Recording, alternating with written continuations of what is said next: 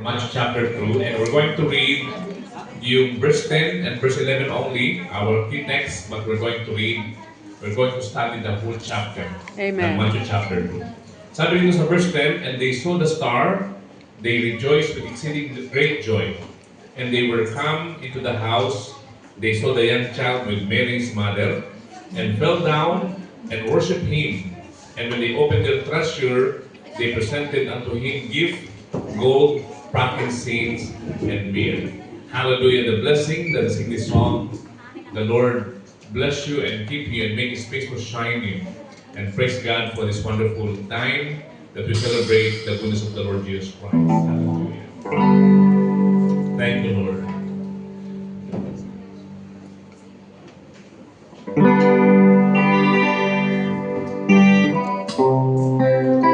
Yes, oh Jesus, we worship you.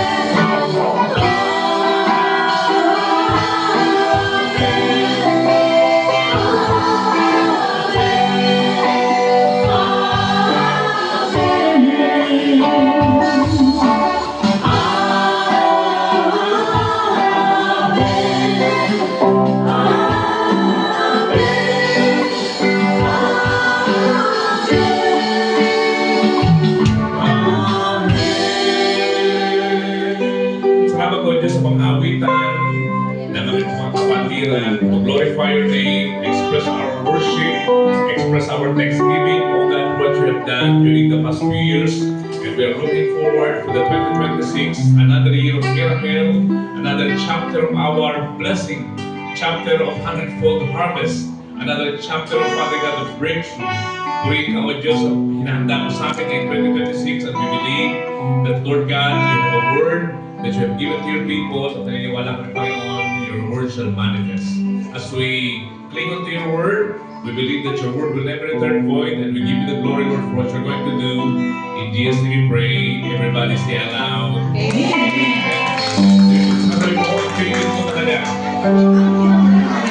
Thank you, Jesus. Yes, I'm sure we have lots of games, pero bago tayo magkagulo sa games, ay nais kong mag-share ng konting Word of God so that we have reminder kung ano ginagawa natin ngayon. Of course, malayo sana tayo sa ating pamilya, but we belong to the family of God. And I believe that today, all of us will have gift that we're going to bring home at naniniwala tayo na ang ating pong celebration ngayon is for the Lord Jesus Christ. Today, let me share with you from Matthew chapter 2. You know, sabi ito, the wise men from the east and look for Jesus Christ. they seek Jesus Christ. Pagod yung And sabi lagi sa gusto verse 10, maghapon.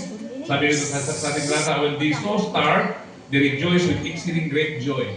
And in verse 10, and when they come into the house, they saw the young child with Mary his mother, and fell down and worshipped him. And when they had opened their treasure, they presented unto him gift, gold, and frankincense. So maganda po ito, sa maganda itong bagay ang pinaparemind sa atin na ating Panginoon about Christmas. Kanina pinag-aralan natin yung Isaiah chapter 9 verse 6. And we found out that the divine entered humanity. And not only that, that heaven, came here on earth. At sumunod po, we found out that God entered, sa atin pong, God entered man, Emmanuel, God is with us. Amen. Kaya rin po ay pinag-aralan natin ang kabutihan ng Diyos sa ating buhay. Isa pa po sa ating testimony, yung ating pong Pearl Mountain, nakapon pa lamang last Monday pa lang. Hindi pa nagpapasko, pinagpala na tayo ng ating Panginoon. Ibig sabihin, ang pagpapala ng Diyos advance. May advance blessings niya ang Panginoon. Amen. Dapat ang regalo ng Diyos sa atin ay December 25 pa lang, pero bago kong December 25, binigyan ng Diyos ang kanyang regalo. Advance ang kanyang blessing. And God is not late, God is on time. Sapagkat meron pong nagtetrend sa atin na January 1, aalis na tayo doon, pero hindi pa January 1, binigay na sa atin ng ating Panginoon. We want to thank God because God is always on time. And we believe that today is an accident why we are here, sapagkat ang Diyos piniprepare tayo sa advanced blessing natin ngayong 2026. I believe, and if you will believe, you shall receive. If you will claim, it will happen unto you. And the Bible says, you shall have whatsoever you say. That's why in 2026, I believe that your blessing is advanced. Your miracle is advanced from God. Sapagkat ang Diyos natin po ay hindi po siya late, kung lagi po siya online or advanced sa ating mga pagpapala. Dito natin talata, sabi dito, they open the gift, gold, frankincense, and gift. Of course, lahat tayo kuha tayo ng gift, pero ang greatest gift of Christmas is the Lord Jesus Christ. Naalala ko tuloy, ngayon pong week, ako po ay nanonood ng TV, umiyak yung bata sa TV. Kasi nagkaroon sila ng exchange gift. Ang natanggap niya, Hollow Blocks. Hollow Blocks. Totoo po yun. Oo, Sa balita, iyak siya ng Hollow iyak. Blocks. Iyak na iyak Uyugi yung pa bata. man din. Hindi lang yung Hollow Blocks, yung batang lalaki po. Viral yun. Nakatanggap ng Hollow Blocks na ng exchange gift. Tapos may duster pa. So, parang kakaiba. So, iyak na iyak yung bata sapagkat ang kanyang tanggap is unwanted gift. Gift na kung saan ay ayaw niya. Pero praise God, sapagkat today, we believe that God is going to prepare you for greatest gift ngayong 2026. Ang ating Panginoon ay kikilos sa iyong buhay. There are three things that we should know in this passage. Tayo po ay binigyan ng Panginoon ng tatlong bagay na reminder ngayong 2026. I believe that when you hold the Word of God, ito po ay mamanifest not only to your life, but also to your family. It will blow to your generation, at ang salita ng Diyos ay tunay na hindi magmamali mo pa kailanman. Unang-una, the Bible says, the wise men in the East, they seek Jesus Christ. First of all, if you are a wise man, you always seek Jesus Christ. Amen. Ikaw ay laging naghahanap. You want, to seek the Lord Jesus Christ, to seek His knowledge, His will, and seek His kingdom. Sabi ng Bible, seek you first the kingdom of God and His righteousness, and all these things shall be added unto you. Pag si Jesus ang you're seeking Jesus Christ in 2026, all these things, lahat ng bagay nasa iyo na. Because Jesus Christ is everything. He is your healer. He is your strength. He is your fortress. He is the lilies of the valley. He is the Lion of the tribe of Judah. He is your miracle worker, the Redeemer. He is also our Savior. When you have Jesus Christ, when you seek Jesus Christ, you have everything. That's why in 2026, don't forget Jesus. Sa morning pa lamang, you seek Jesus Christ. Sa ating buhay, always natin ang Panginoon. Sabi nga ng Bible, seek ye first the kingdom of God and His righteousness, all these things shall be added unto you. Kaya po tayo po ngayon, meron tayong added value ngayong 2026 sapagkat we're seeking not our job. We're seeking not treasure.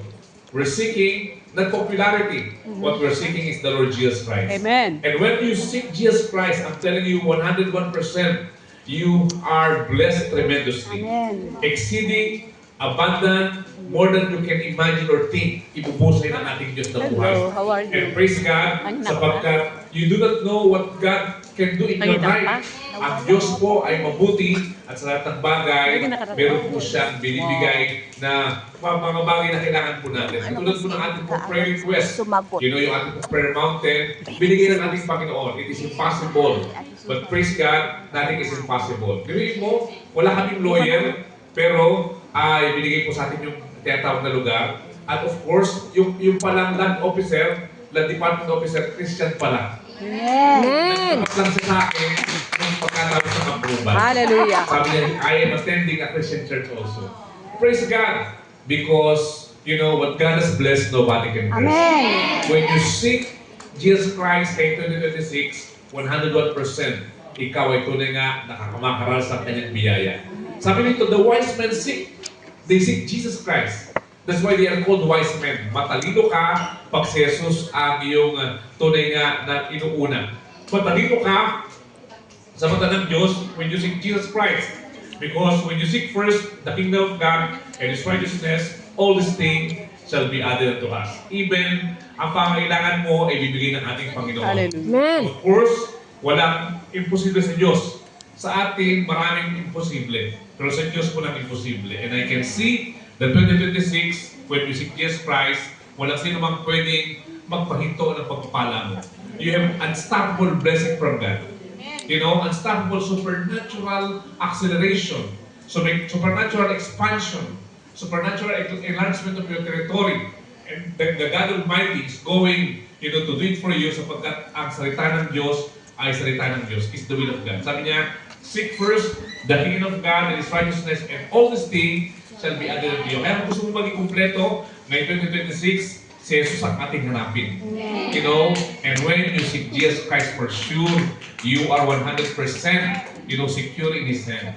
Pangalawa, sabi dito sa verse 11, and they were coming to the house, they saw the young child with his mother Mary, and fell down and worshipped. Pangalawa, wise men worship. Tandaan po natin, wise men seek, they seek Jesus Christ. Pangalawa po, if you want to be wise in the eyes of the Lord, you worship. Wise men worship Jesus Christ. And when you are a worshiper, you know, we can see that tremendous blessing is going to pour out in you, not material only, but also spiritual blessing. Because you are a worshiper. Hallelujah. And I'm telling you, a worshiper, brothers and sisters, will always have the presence of God. And the presence of God and the power of God is always operating sa mga worshiper. Kaya kung pag tayo may worshiper, with all our hearts, I believe that unstoppable harvest, hundredfold harvest is yours. Hundredfold blessing is yours. Hundredfold power is yours. No one can stop a worshiper. Si David po a worshiper. You know? And people cannot fight against Goliath. Hindi daw lang makalaban kay Goliath kahit si Eliab, yung kapatid niya na nag-aaral sa Israel Academy, Military Academy, hindi kaya kalabanin si Goliath. But David, only a shepherd, but a worshiper, destroyed Goliath because the presence of God is upon him. When you are a worshiper, His presence is upon you. That's why relax in the Holy Ghost. Be cool, men, because you are protected by God. You don't need to protect yourself because your protector is the Almighty God. That's why wise men worship God. You know, not only seek God, but wise men, you know, worship God. But that's why, kahit ano mangyari in 2026, always worship Him. May problema ka, you worship Him. Nasa kaligayahan ka, you worship Him. Nasa kasaganaan ka, you worship Him. Because worship is a lifestyle. Hindi an event. Because sometimes, we worship only pag masaya ka. We worship only pag ikaw ay maraming blessing. Pag wala ka ng blessing, you know, hindi ka na worshiper. But I'm telling you, when you are a worshiper in the midst of hardship or in the midst of blessing, you have unstoppable harvest from the Almighty God. Palakpakan natin natin Panginoon. Because His sanctuary, you know, is a worshiper. The child of God is a worshiper. The life of true church is a worshiper. At hindi ito ang pagpapala mo. Ang pagpapala mo ay tuloy-tuloy. Sino man ang minto sa iyong pagpapala, ang Diyos ang kanilang kalaban. Because if God is with you, who can be against you? A wise person are worshiper. Worship Him. Pag ayaw mong worship ng katpat ko, ikaw mag-worship. Okay? You know, pagka ang mga katabi mo nalulumo, patuloy ka na mag-worship sa Panginoon. Nalulumo. Whether you are in the midst of problems, or in the midst of trials, or in the midst of happiness, always worship God. And I'm telling you, your unstoppable blessing and Amen. harvest is going to happen ngayong 2026. Hallelujah. And praise God, because wise men always seek Jesus Christ. And wise men always worship God. Pangatlo, sabi dito sa ating talata, sa verse Seek 11, worship. and they opened their treasure. They presented unto him gifts, Okay. gold and frankincense. Maganda po ito. Wise men, they give to Jesus Christ. Hallelujah. When you give your life to Him, it will never be a loss. Pag nagbigay ka ng buhay mo sa Panginoon, wala masasayang. Amen. Because, you know, lalo ka pang papapalain ng Diyos. Hallelujah. Worshipper, they give to Jesus Christ. The worshipper, they give their time to Jesus Christ. They give their lives to Jesus Christ. They give their treasure to Jesus Christ. Binibigay natin ang lahat-lahat because we trust God. Sa ating pong buhay, siya ang Panginoon. Sa ating kalakasan, siya ang Diyos. Even sa ating finances, siya ang ating pong miracle worker. You know, pag ikaw ay you're giving to the Almighty God, it will become a great investment. No one will lose, but God will add something in your life. And Amen. it will multiply. Because the Bible says, when they give gift, you know, gold, frankincense, and myrrh, the Bible says, lalong pinagpala ang three wise men. Hindi pa na three wise men, basta wise men. Sabi ng iba three, pero the Bible never mentioned three. You know, the wise men from the east, Wise sabi ng men. Bible. You know what happened? Because there is a special blessing to those giver. A special blessing. Hindi mo may paliwanag ang blessing ng mga giver. When they give their lives, you cannot explain the blessing that is from heaven. When they give their time, lalong marami sila na-accomplish. Yung gagawin nila for many years, na-accomplish sila ng, you know, for one day only. Because your 10 years labor is better than one day favor. Let me repeat. Amen. Your 10 days labor is better than one day favor. Amen. Iba, 10 years na nagtatrabaho. Pero walang nangyayari, pero may isang tao, one day na nagtrabaho, may favor from God, makita mo, you can see, experience, you know, supernatural sa kanyang pong buhay. Because your 10 years labor is better than one day favor. You have supernatural favor from God. Kaya if Amen. you want to have changes in your life, always, brothers and sisters, you know, seek God. Always worship God. Always give unto God. Because your 10 years labor, yung pag-iirap mo for 10 years is better than one day favor. Ang good news, you have favor from God. You Hallelujah. know, I have experienced it in my life. There is favor. May mga pag-problema, but I can see the favor of God operating. May mga sigalot, but I can see in the midst of problem, ang Diyos ang nagbibigay ng divine solution. Because wise men, they seek Jesus Christ. Wise men, they worship Jesus Christ. And wise men, they give to Jesus Christ. You know, the birthday of the King, si Jesus ang may birthday. That's why ibigay natin ang ating buhay sa Kanya. Anong regalo mo kay Jesus ngayong Kapaskuhan? You know, what is your gift to Him? Give your time. Give your life. Give your talent. Give your treasure. And when you give this everything, lalo ka pang papagpalain ng Panginoon. Hindi ka mawawalan. Ikaw ay patuloy na bibigyan ng Panginoon ng special favor. Makita nyo yung ocean. You know, you can see the ocean. Yung ocean is a cleansing agent. Hindi mo lang alam, yung mga dagat, cleansing agent yan. Sapagkat yung ocean, yan po'y maalat. At ang ocean po ang nag-release ng kapaligiran. Yung alat ng ocean, they clean the environment. Pollution, the air, yung tatawag na virus, ang ocean po ang nag-release niyan. Bakit ang sabi ng doktor, pag meron kang hika, o kaya may pleno sa likod, o kaya meron kang television or TV sa yung baga, punta ka lang sa ocean, sa dagat. Punta ka lang doon at makita mo, lahat ng pleno sa yung baga, makita mo nawawala. Because ocean is a cleansing agent. And that is the ocean. They cleanse the environment. Don't you know that you are the salt of the earth? You know, the salt of the earth, ibig sabihin, you have power to clean the environment. You are a different person. Ang salt po is the salary before nagkaroon tayo ng pera. Ang pangsaling dati is salt. Ang salt po is from the word salarium. Salt, salarium, Ibig sabihin, pambayad sa mga salary. But praise God, sapagkat that is the importance of salt. And salt also is a preservative. And we can see, because of the salt, lumilinis ang environment. The same thing with the sun. Ang sun po, they give light. Pakita natin yung the sun, they give light. And we can see when the sun rises sa morning, it is a healing agent. Pag ikaw ay nagpa-araw sa umaga, vitamin D, healing agent, lumalakas ka at nagkakaroon ka ng magandang tinatawag na pangatawan. Hindi lamang po yun, makita po yung tinatawag na puno, nagbibigay ng air. You know, we can see that yung binibigay po ng mga puno, nagbibigay po yan ng magandang hangin.